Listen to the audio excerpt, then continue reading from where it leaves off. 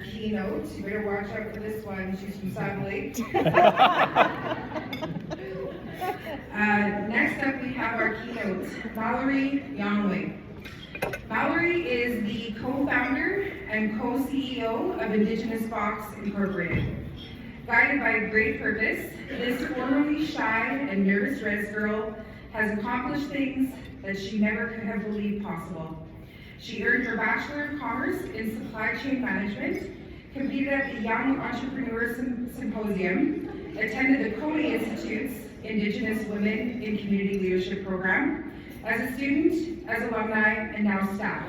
She's owned her supply chain skills building schools and hospitals for the Government of Alberta, shared her knowledge and her community ties as a consultant for projects such as the Royal Alberta Museum's Human History Exhibit and Fort Edmonton Park's Indigenous Peoples Experience. She's helped raise over $1 million for the Circle of Abundance in collaboration with a group of her mentors, peers, and Ryan Reynolds. Oh wow, okay. Now, after years of preparation, she's taken on her biggest challenge yet, Indigenous Box. And Mallory has also received our Alumni Award. Yes? Yes, she did. He's going to. That's, I don't know why I did that. Just kidding. You know this. It's been It's not a secret. I know too. I saw it on Facebook.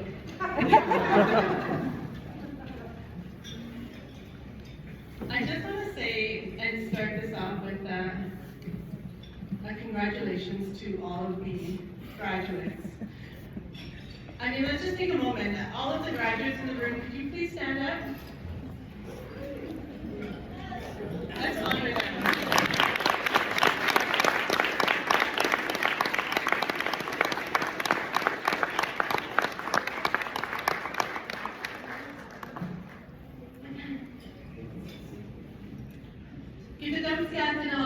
Kihew, honored guests, esteemed faculty, proud families, and graduates. Story is powerful. The stories we are told become the stories we tell ourselves, and the stories we tell ourselves become who we are. As a little girl, I used to dream of coming to Edmonton. I only came a few times, 2 hours driving from our home in Saddle Lake. Edmonton, in my mind, was a place of fun and adventure. When my mom and dad brought us to Edmonton, we went to Bullwinkles. We played games and they let us eat junk food. Edmonton is where we came to buy a trampoline. In my mind, Edmonton was a place where you could do anything.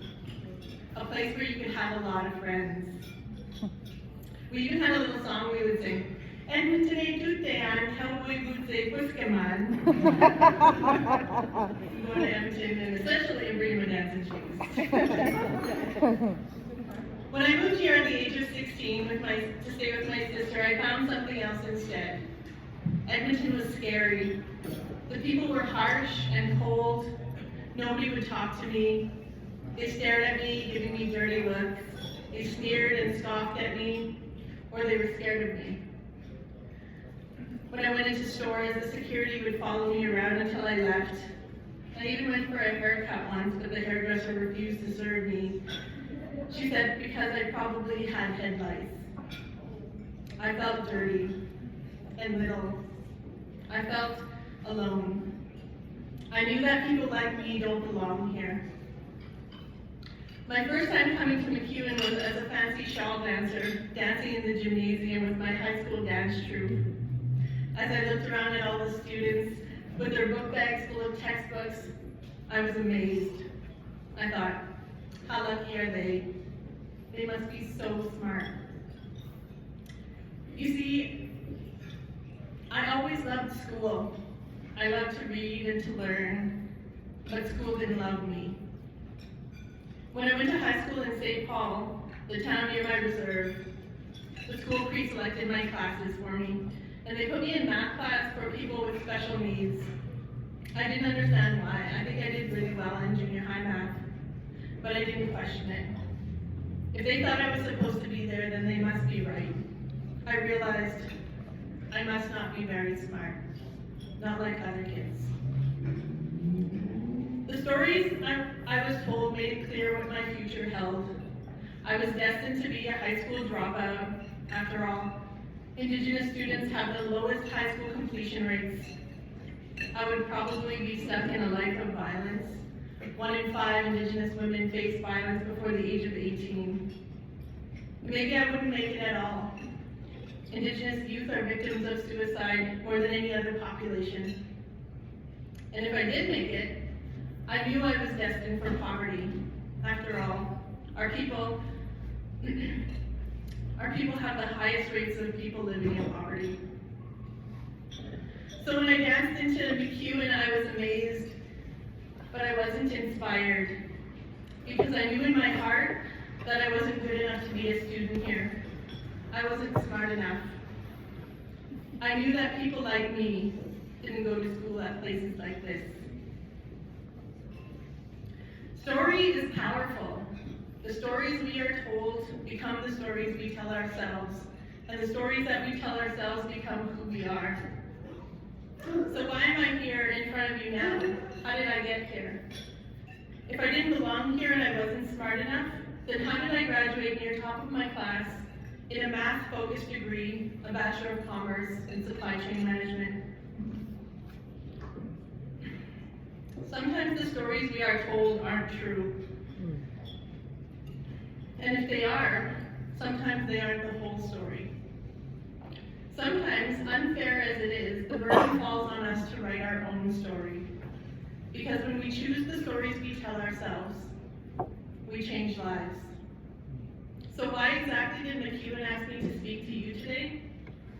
It's because of something that I did that grew from the seeds that I planted, watered, and tended to here at MacEwan University. I built a company called Indigenous Box, because I knew there was so much more to the story of Indigenous peoples than most people knew. Indigenous Box, if you didn't know, is a pioneering social impact gifting service and retailer dedicated to championing Indigenous businesses and furthering economic reconciliation by strengthening supply chains and expanding market reach.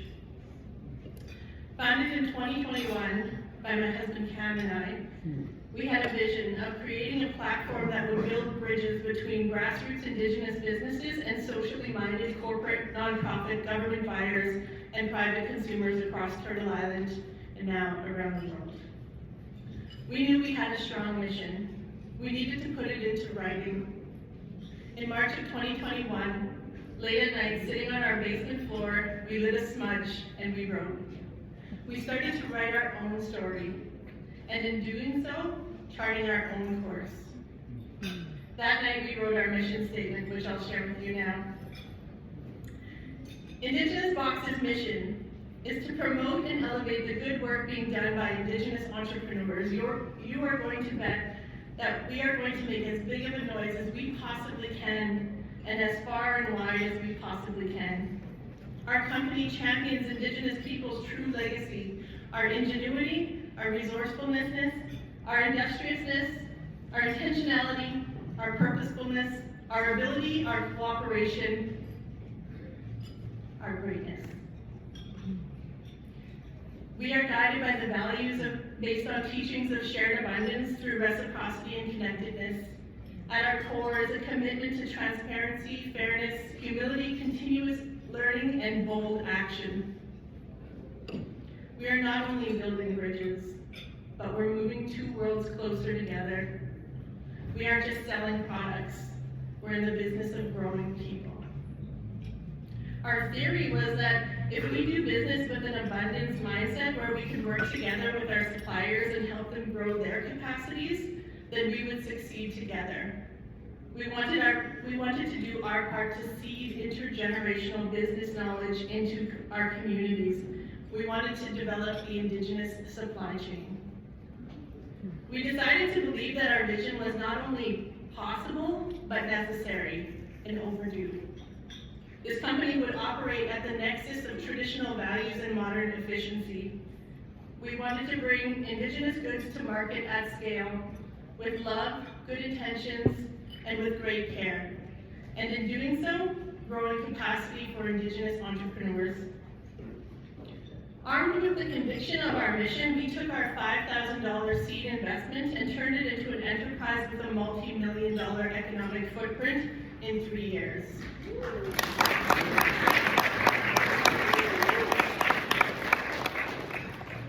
Our theory was correct. With our relationship-centered approach, we served over 600 organizations and thousands of customers, making us Canada's corporate and nonprofit gift of choice and top-of-mind Indigenous goods retailer. But how did we grow so fast? Because now is the time for Indigenous revival. Because the tides are turning for Indigenous peoples across Turtle Island, and it's happening because we are demanding change. It's because the determination and resistance of our ancestors is reaching critical mass. The vibrancy and talent of our youth is undeniable. And because of all of you here today, part of the fastest growing population segment in Canada, you, who embody all the hopes and dreams of your ancestors, are a force that cannot be stopped. You are the product of generations of resilience and resistance, and whether or not you can feel it today, you carry a strength deep inside of you. I didn't feel that strength inside of me. I didn't know it was there. In fact, I barely started this journey at MacEwan. Why would I if I wasn't smart enough, if I wasn't good enough? What would be the point if I didn't have what it takes to succeed? It took me a long time to get here, and I'm grateful and blessed to have had some key people in my life who thought that I was capable. I didn't believe them at first. What I did believe was that I'm a hard worker, so I worked hard. As a waitress, as a bartender, detailing cars, any job I could get, and bit by bit, I realized I was actually pretty good at work. Maybe I can do more. When I finally gathered the courage to apply for MacEwan, something happened that shocked me. I got accepted. And when the time came to begin my first semester, I showed up. I worked hard, and little by little, I started winning. I started to rediscover my love for learning, and I found there were others here like me. Some were students, others were advisors and elders at Kihew. They believed I could do it. My dear friend and mentor, late Roxanne, was one of those. She reminded me to be proud of who I am, to stand tall, to speak our language, and to take up space. She helped me see my value, and through her stories, I found my courage. In fact, right before our launch, in her own loving way, she delivered a handmade skirt, in the pouring rain, I might add, to wear as my power suit when I needed the extra courage. Her ribbon skirt gave me that added superwoman strength when I was scared, and it's exactly what I needed that day. I still wear it when I need extra courage. Roxanne and others helped me unlearn what I had internalized as a young student in St. Paul. It was never about whether or not others were smarter than me or better than me. That's not how this works. There's no competition against anyone else. Nobody is better than you or smarter than you. They helped me realize that it was my journey and no one else's. I learned that if you believe something is possible and you keep working and refuse to quit, then you can achieve it. I learned that the most important thing is akmemok, persevere. Don't give up. Keep going. Even if you feel that deep down what is being asked of you is impossible, just don't stop trying. Now, years later, I realized something that I want to share with you. The truth is, the feeling that you are up against unsurmountable odds doesn't go away. As you grow, your capacity grows, your challenges also grow. When I face challenges at Indigenous Box that feel too big, too hard, or impossible to overcome, I often look back and I reminisce how much easier it was when I was in school. What seemed impossible then is now the easy part that I yearn for. But I know now that this is what growth feels like. Akmemok. There's something else I want to share with Indigenous peoples carry the burden of having to exist in two worlds. We exist in a traditional world within our communities and upholding our traditional values, and we must survive in a colonial world, which was not designed for us. Navigating this, walking between the two worlds, is one of our greatest challenges. At Indigenous Box, I've learned that I have the power, just as you all do, to create a new world, to take up new space where our traditional values can be woven into the fabric of the modern world. For me, that means doing business in a way that values relationships and community first, while also creating real value and real economic prosperity. We are learning to use the modern tools of commerce, skills I learned as a supply chain management major here at MacEwan, to make and hold space for us all. And I'm not alone. There are many of us, past and present, those who walk this path before me, and those who walk it with me now. When we combine our traditional values and ways of knowing and being with a colonial education, it creates a unique, unstoppable force. I'm reminded of this when I see people like Dr. James McCocus bringing his unique perspective to traditional values and teachings to modern health practices, or Terry Cardinal, who created community within the walls of this institution because she wanted students and other Indigenous peoples to realize their own belonging in these spaces, or Kihew, who's predicted to become one of the biggest crossover Indigenous pop stars of our time, bringing traditional song and teachings to mainstream media. All Saddle Lakers, I might add.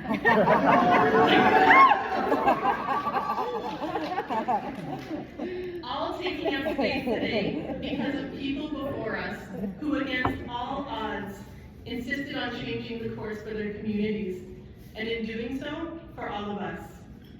People like those here in Treaty 6 who took up space by facilitating a 17-day sit-in at Blue Quills, a former residential school that resulted in it being turned over to First Nations people, whose mission was to have our own children progress in the white man's education while continuing to retain their dignity and respect as Indian people. That is now a thriving university that brings our values and teachings to spaces like this. Or in that same year, Treaty 6 chiefs who traveled to Ottawa to deliver the red paper to Parliament in efforts to maintain our rights as Indigenous people. They saw the intended and continued assimilation of our people and lead as another example of our own who unapologetically took up space in places that weren't meant for us. Today, in June, as you graduate and leave school behind, know that whatever lies ahead won't be easy. It will be hard. Every new challenge may very well be the hardest thing you've ever done in your life. There will be those who believe you don't belong. But you have inside of yourself vastly more power and ability than you can possibly imagine. There is more potential inside each of us than anyone can use up in a lifetime. This means you have unlimited potential to become better, and in turn, you have unlimited potential to make your life better. The fact that you are alive and here, graduating today, is a testament to the sheer will, perseverance, ingenuity, and brilliance of your ancestors, and a testament to the strength that you carry in your DNA. You are your ancestors' wildest dreams. Story is powerful. The stories we are told become the stories we tell ourselves, and the stories that we tell ourselves become who we are. At the closing ceremony for the Truth and Reconciliation Commission, former Senator Murray Sinclair took to the podium, and before addressing any of the audience of officials and dignitaries, he spoke directly to a young Indigenous man who had led their procession in with song. He said, "I want you to continue to walk tall and to sing loud, my young friend. And I want you to do that forever, so that people will come to realize what could have always been because of you." Today, it's your turn. Now is your time. It's time for you to walk tall and to sing loudly alongside us. It's time for you to join us in carrying this burden this heavy weight of change. It's time for you to combine all of your new skills and knowledge with the traditional knowledge that is yours to inherit. Because together, we cannot be stopped, and we cannot be denied. I ask this of all of you. Come with us. Together, we are going to change the world. Bye-bye.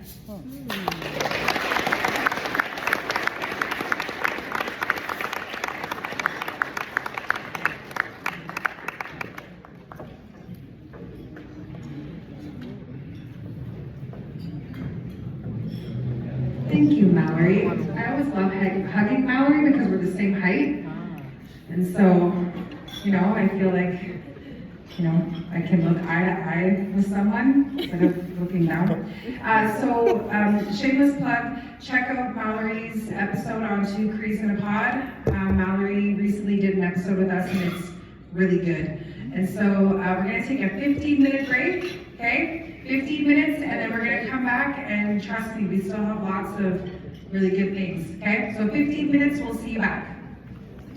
Great, that was awesome. Good job. Thank you. Very good.